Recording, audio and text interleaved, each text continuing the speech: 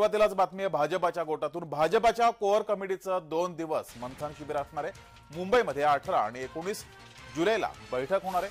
विधानसभा निवडणुकीमुळे हालचालींना वेग आलाय। भाजपाचे प्रभारी भूपेंद्र यादव या बैठकीला उपस्थित राहणार आहेत। 18 आणि 19 जुलैला मुंबईमध्ये ही बैठक होणार आहे। विधानसभा निवडणुकीमुळे हालचालींना वेग आलाय आणि भाजपाच्या कोअर कमिटीचे 2 दिवस मंथन शिबिर असणार आहे। या बैठकीला अश्विनी वैष्णव, चंद्रशेखर बावनकुळे हे सुद्धा उपस्थित असतील।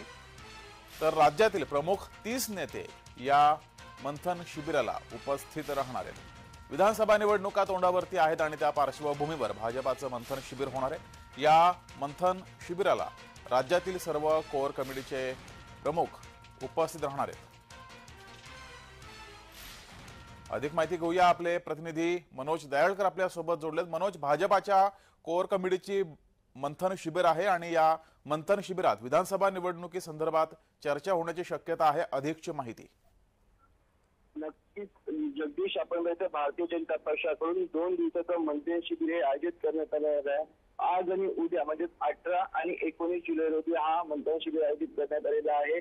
आपण मंथन शिबिर भाजपच्या प्रदेश कार्यालय म्हणजे चर्चगेट येथे होणार आहे आणि आपण या मंथन शिबिराला आपण प्रभारी केंद्रीय मंत्री भूपेंद्र यादव, अश्विनी वैष्णव हे उपस्थित राहणार आहेत। तसंच आपण उपमुख्यमंत्री देवेंद्र फडणवीस, चंद्रशेखर बावनकुळे तसेच आपण प्रमुख नेते जे भाजपचे आहेत ते प्रमुख नेते या बैठकीला उपस्थित राहणार आहेत। आपण निवडणुकीच्या दिवशी चिंतन करण्यात येणार आहे। निवडणुकीच्या दिवशी नेमकी रणनीती काय असली पाहिजे याबाबत कोर कमिटीमध्ये प्रत्येक मत भूपेंद्र यादव आणि अश्विनी वैष्णव जाणून घेतली। तसेच आपण पक्षाला चर्चा करून अंतिम रणनीती निश्चित करण्यात येणार आहे। तसं आपण पुण्यात 21 जुलै रोजी होणाऱ्या कार्य समितीच्या बैठकीचा अजेंडा या कोर कमिटीच्या बैठकीत निश्चित करण्यात आहे आणि आपण कोर कमिटीच्या बैठकीला 7 ते 8 नेते उपस्थित पण यावेळी अपवाद म्हणून मोठ्या प्रमाणात सर्व नेते या बैठकीला उपस्थित राहणार आहेत आणि या बैठकीमध्ये लोकसभेमध्ये कसा जो पराभव झालेला आहे तो भरून काढण्यासाठी आता विधानसभेची निवडणूक येते आणि तो भरून काढण्यासाठी